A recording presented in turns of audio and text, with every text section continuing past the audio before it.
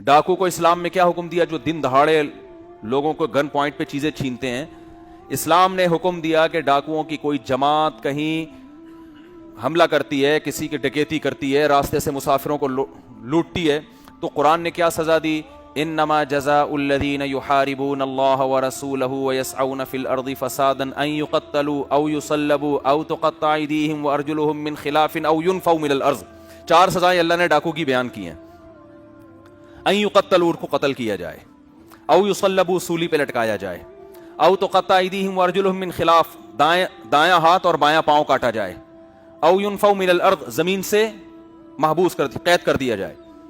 تو علماء کہتے ہیں چار درجات ہیں ڈاکو کے، 4 اسٹیپ ہیں۔ اگر کسی نے ڈکیتی کی اور ڈکیتی کے دوران ابھی نہ کسی بندے کو زخمی کیا، نہ کسی کو مارا، نہ کسی کی چوری کی، پولیس پہنچ گئی اور اریسٹ کر لیا ان کو، ابھی انہوں نے جرم کیا نہیں ہے، کرنے لگے تھے مگر کرنے سے پہلے پکڑے گئے، تو ان کو حبس کیا جائے، محبوس، جیل میں ڈال دیا جائے گا۔ اس وقت تک جیل میں رہیں گے جب تک حاکم کو یہ غالب گمان نہ ہو جائے کہ آئندہ یہ لوگ یہ حرکت نہیں کریں۔ اس دوران اگر ان کی خاطر تواضع بھی ہوتی رہے چترول کے ساتھ، مختلف پاکستانی پولیس کے حوالے کر دو، پھر بتانے کی ضرورت نہیں کیا کرنا ہے، پھر تفصیل بتانے کی بالکل ضرورت نہیں، وہ اپنے حساب سے ان کی تواضع کریں گے۔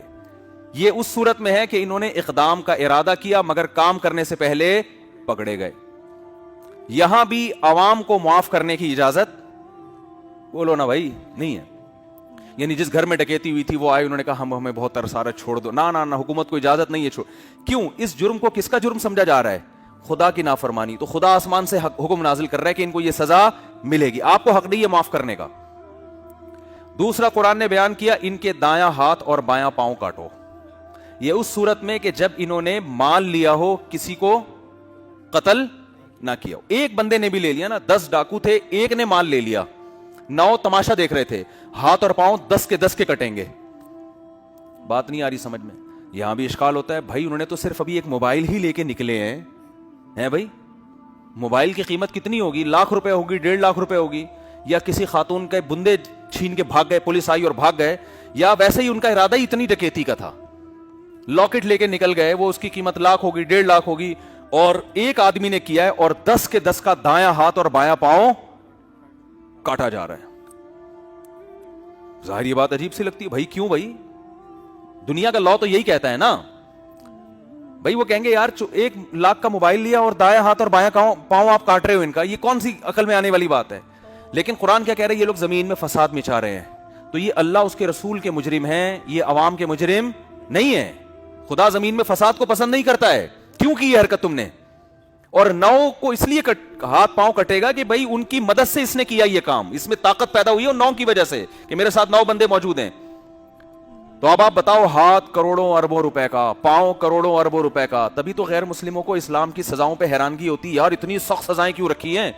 چور نے 10,000 روپے چرائے اور اسلام کہتا ہے ہاتھ کاٹ دو، یہ وحشیانہ سزائیں ہمیں قبول نہیں ہیں۔ بھائی اسلام اس کو اس حیثیت سے دیکھتا ہے کہ یہ اللہ کا جرم ہے، یہ مخلوق کی نافرمانی بات کے درجے میں، یہ خدا کی نافرمانی ہو رہی ہے۔ فَعَصَوْا رَسُولَ رَبِّهِمْ، یہ تو اللہ کے بھیجے ہوئے پیغمبر کی نافرمانی، تو وہ اللہ کی نافرمانی ہے نا۔ تو اگر انہوں نے چوری بھی کی تو ہاتھ اور پاؤں کاٹا جائے گا، اور اگر اس دوران کسی بندے کو مار دیا لیکن چوری نہیں کی، بندے کو قتل کر دیا، تو جس کو قتل کیا ہے اس کو قاتل، اس کے وارثوں کو قاتل کو معاف کرنے کی اجازت نہیں۔ عام قتل میں کیا ہوتا ہے؟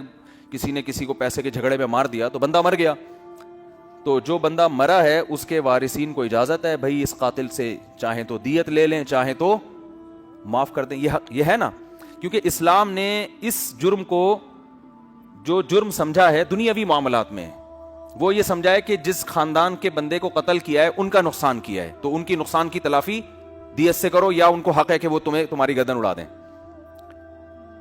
اس کو قصاص کہتے ہیں۔ اس میں حکومت کا انوالو ہونا بھی ضروری نہیں ہے۔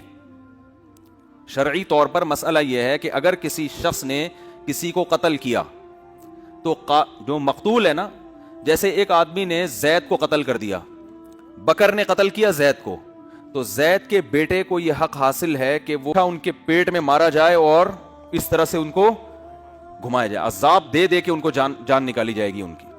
ایک تو ہوتا ہے نا قصاصاً تلوار سے گردن اڑا دی, ٹھیک بس وہ اگلے جہان میں فوراً منتقل. ایک ہوتا ہے سولی کے ایسے لٹکا کے ہاتھ جو ہے نا اس کے, آپ نہ کریں, یہ گورنمنٹ کا کام ہے اور گورنمنٹ کرے گی نہیں کبھی بھی, یہ گورنمنٹ کبھی بھی نہیں کرے گی. تو خیر لٹکانے کے بعد اس کے پیٹ میں برچھا مارا جائے, برچھا کا مطلب نیزہ مار کے پھر اس کو ایسے گھمایا جائے. تو اللہ فرماتے ہیں یہ ان لوگوں کا بدلہ ہے جو زمین میں فساد مچاتے ہیں. تمام فقہا کا اتفاق ہے یہ سزا بطور حد کے دی جائے گی. حد کا مطلب اس میں عوام کو معاف کرنے کا حق یا گورنمنٹ کو معاف کرنے کا حق نہیں ہے, نہ کسی کی اپیل پر معافی ہوگی, کیونکہ اللہ کہتے ہیں یہ لوگ اللہ اس کے رسول سے جنگ لڑ رہے ہیں.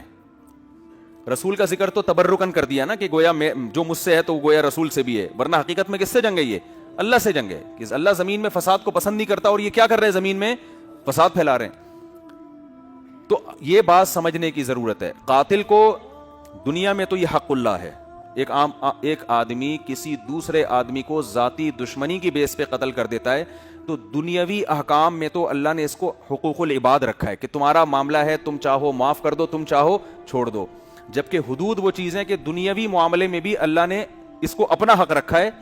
حدود سمجھتے ہیں, کچھ سزائیں اسلام میں ہوتی ہیں جو بطور حد کے ہوتی ہیں. حد کا مطلب جیسے زانی کی سزا ہے 100 کوڑے, شادی شدہ ہے تو رجم, اس میں کسی کو معاف کرنے کا اختیار نہیں ہے. یہ اللہ کہتا ہے گویا میری نافرمانی ہوئی ہے تو میں سزا دوں گا, تو میں معاف کرنے کا حق ہے, میرے پاس کسی اور کے پاس نہیں ہے. تو گورنمنٹ اس میں مجبور ہوگی کہ وہ لازمی سزا کو نافذ کرے, اس کے پاس معافی کا آپشن اللہ نے نہیں رکھا. اور کچھ سزائیں ایسی ہیں جو حقوق العباد کی وجہ سے دی جاتی ہیں, جیسے ادھر تھپڑ لگایا اس نے تو یہ حقوق العباد ہے. اسلام نے آپ کو اجازت دی کہ پہلے اپنے کو ناپو, آپ اتنا بڑا ہے یا نہیں ہے, ٹھیک ہے, اسی حساب سے آپ اس کے تھما دو. تو یہ حقوق العباد ہیں. حقوق العباد کا مطلب اللہ نے آپ کو آپشن دیا, بھائی تمہارا مسئلہ ہے, چاہو تو معاف کر دو, چاہو تو چھوڑ دو, بلکہ معافی کی ترغیب دی اللہ تعالیٰ نے. فمن عفی لہ من اخیہ شیء, فرمایا مقتول کے وارث اگر قاتل بھائی کو معاف کر دیں, بھائی کا لفظ اللہ نے اس کے لیے کہا ہے, دیت لے کے چھوڑ دیں تو یہ بہت اچھی بات ہے, حوصلہ افزائی کی ہے. فمن تصدق بہ فہو کفارۃ اللہ, آنکھ کے بدلے آنکھ, ناک کے بدلے ناک, کان کے بدلے کان. کوئی کان کاٹ دے آپ کا, اسلام نے آپ کو اجازت دی آپ بھی اس کا کان کاٹ دو, لیکن وہ یہ سیاستاً یہ کہا جاتا ہے کہ یہ کام گورنمنٹ کے ذریعے کیا جائے, خود سے نہ کیا جائے. گورنمنٹ جب کان نہیں کاٹ رہی تو پھر جو سزا گورنمنٹ دے, کیونکہ خود سے لوگوں کو اجازت دیتے ہیں تو اس سے ڈر یہ ہوتا ہے کہ ایسا نہ ہو کاٹا کسی اور نے وہ کان, آپ جا کے کسی اور کا کان کاٹ دیں, اس نے یہ والا کاٹا تھا آپ نے وہ والا کاٹ دیا, اور پھر اس نے چھری سے کاٹا تھا آپ کینچی سے جا کے کاٹ رہے ہیں.